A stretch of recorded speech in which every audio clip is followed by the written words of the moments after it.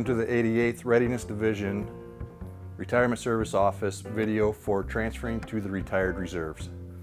Slide. The first thing we're going to talk about is eligibility to be able to transfer to the retired reserves. The main point of this is that you have to have a 15-year or 20-year letter of notification of eligibility. If you do not have either one of them, you will not be transferred to the retired reserves.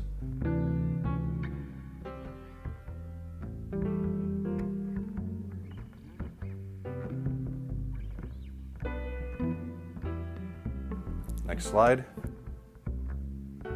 The next thing we're going to talk about is rules for highest grade held. Rules for highest grade held E1 through E6. If you're going to voluntarily separate or transfer the retired reserves, you have to hold the rank for 1 year. E7 through E9, voluntary separation, you have to hold the rank for 3 years. Officers 01 through 04, for a voluntary separation, retirement, you need to hold the rank for 6 months. Officers 05 and above need to hold the rank for 3 years. Warrant officers have to hold their rank for 31 days for a voluntary separation. Involuntary separations, such as mandatory removal dates, medical retirements, all ranks except for warrant officers must hold the rank for 185 days or 6 calendar months. Warrant officers still have to hold the rank for 31 days. Moving on. Retired reserve versus discharge. If you discharge from the Army Reserve, you will be a former member, meaning you are not eligible for any benefits until you are eligible for retired pay. This will also affect your retired pay, being that you will be paid based off of the pay charts from the date you discharged. The difference for soldiers who have a date initial entry into military service before 8 September 1980, your discharge date will be the date reflected for retired pay. Soldiers that have a date initial entry into military service after 8 September 1980, your discharge date will start the date for your retired pay, plus it will go back 3 years to calculate your retired pay. The key thing to remember is if you discharge, you will become a former member of the Army Reserves, and benefits do not kick in until you start collecting retired pay. Slide. Involuntary non-regular retirement. When we talk about involuntary non-regular retirement, we're talking about mandatory removal dates. For enlisted soldiers, this would be turning age 60. For officers, this would be hitting your years of service requirement for your rank. Otherwise, you would be medically retired, would be another involuntary type non-regular retirement. Moving on. For any soldiers with the mandatory removal date retirement, your requirement to request a transfer to the retired reserve is completing a Tango 11 Alpha 2 request for mandatory removal date. This could be, once again, either for maximum age or maximum years of service for officers. This is a simple checklist that needs to be completed and submitted through your S1 up through your chain of command.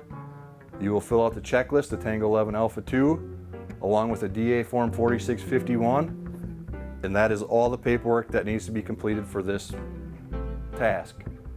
Once again, this needs to be submitted through your S1, ARAs, or RPACs up through your chain of command. Next slide. Any soldiers who are being medically disqualified and have over 15 years of service, but less than 20 years of service, need to ensure that they request reassignment to the retired reserves due to medical disqualification, and make sure they request for a 15-year notification of eligibility. This checklist is going to be a T11 Alpha 3. Once again, this is a process that needs to be submitted through your S1 up through your chain of command to HRC to process the 15-year notification of eligibility. You do not want to have your effective date for your retirement prior to the date of receiving your 15-year notification of eligibility. Next slide. This is just the second page showing you the actual workflow for this request.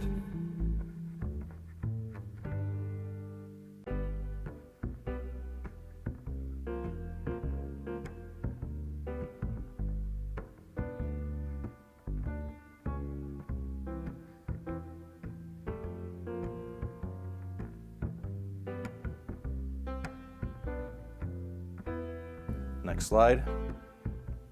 A voluntary request to transfer to the retired reserves for anybody that's voluntarily just wants to transfer is the Tango 11 Alpha 6 request for reassignment to the retired reserves. Once again, this is a process that needs to be submitted through your S1, ARAs, or RPACs. This process starts when the soldier completes the DA Form 4651 and signs and dates it with the intent to retire. That date has to be 9 months prior to the effective date of the retirement. If it is not, the packet will be kicked back and the soldier has to wait the 9 months prior to retirement. Once again, this starts once the soldier initiates the process and signs and dates the 4651. Slide. This is just a continuation of the workflow for this packet.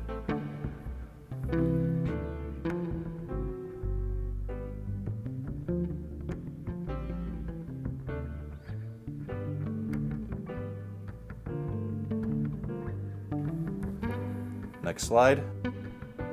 Requesting for retirement recognition items. Everyone that requests a transfer to the retired reserves, their packet should include the Tango 11 Alpha 5 request for retirement recognition item packet. This is a simple checklist that goes along with all requests to transfer to the retired reserves.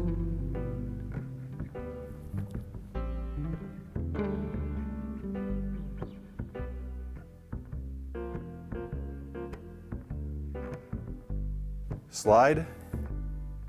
Each soldier that retires from the Army Reserve will receive an OCAR certificate, President's certificate, Army Chief of Staff certificate, spouse certificate if applicable, a retirement flag, and if the retiree has 30 plus qualifying years of service, a Purple Heart, Medal of Honor, the 88th will submit a request for Presidential Letter of Appreciation to the Office of the Secretary of Defense.